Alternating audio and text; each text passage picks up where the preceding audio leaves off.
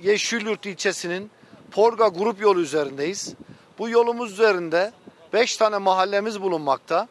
Ve aynı zamanda Adıyaman iline bağlı bir takım mezralarda bu grup yol üzerinden hizmet almakta. Buranın kar mücadele ve kar temizleme çalışmalarını yapmaktayız.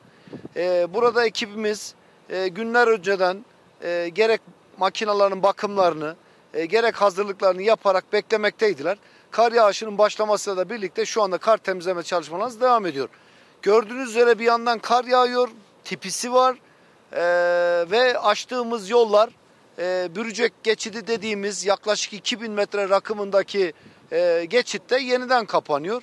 Tabi buradan bizim aynı zamanda muhtarlarımızdan ve köylü halkımızdan beklediğimiz bu tipi anında yollara çıkmamaları, emniyette kalmaları. Zaten çok acil durumlarda Allah'a şükür devletimizin gücü yeter. Buraya gerektiğinde karadan, çok zorda kaldığımız takdirde de havadan her türlü hastamızı acil durumda alma kudretine sahip devletimiz. Merkezde de kar yağışı dünden itibaren etkili oldu. Yaklaşık 18 saate yakın kar yağışı aralıksız devam etti.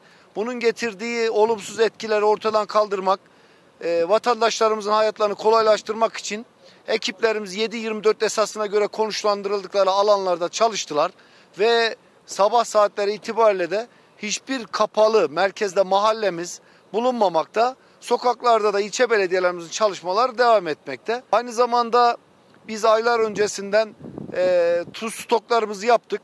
Bunları da yine teknik ölçüde daha sonraki zamanlar düşünerek kış sonrası yollarımıza da hasar vermemek kaydıyla kullanmaya devam ediyoruz. Buzlanma anında da müdahale güçlerimiz var. Bu kış mevsimi boyunca kar mücadele ve kar temizleme ekiplerimiz 7/24 esasına göre çalışmaktalar ve çalışacaklar.